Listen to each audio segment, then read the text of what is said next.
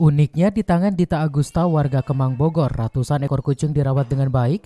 Bukan hanya kucing rawatan saja, tapi kucing liar yang bermasalah seperti kucing tabrak lari, kucing sakit, dan sebagainya. Menurut Dita Agusta, dirinya sudah 3 tahun ini merawat dan mengadopsi kucing karena pandemik banyak orang yang menelantarkannya. Wawancara Dita. Didukung oleh suami dan 3 orang anaknya, Dita kewalahan dalam merawat kucing-kucing ini. Hingga Dita mendapat berbagai bantuan untuk perawatan kucing.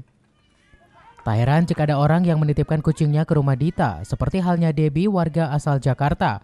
Karena ia harus merawat sang ibu yang sudah sakit-sakitan, terpaksa kucing peliharaannya dititipkan ke rumah kucing Kemang. Wawancara Debbie. Dita mengaku butuh 1 karung pakan kucing kering dan 150 ekor ikan tongkol basah untuk memberi makan kucing liar rawatan Dita. Diharapkan di tengah pandemi seperti saat ini ada donatur yang bisa membantu untuk kebutuhan pakan kucing rawatan rumah kucing.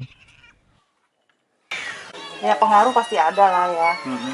Kalau dari segi donasi mungkin berkurang ya, karena pandemi ini kan masalah kita semua. Saya tidak bisa menyalahkan siapa-siapa gitu ya. Dan untuk kucing juga kasus makin banyak, penelantaran hewan makin banyak gitu kan, karena ya efek dari pandemi ini. Keluarga saya tuh, saya ngurus ibu saya, jadi dan dalam keadaan corona covid gini kan nggak memungkinkan, jadi kita pilihlah tempat yang kira-kira memang kita udah survei dulu dari internet, informasi dari teman-teman dan juga orangnya bagus, memang penyayang kucing. Dari Kemang, Kabupaten Bogor, Suhanda Abriji melaporkan.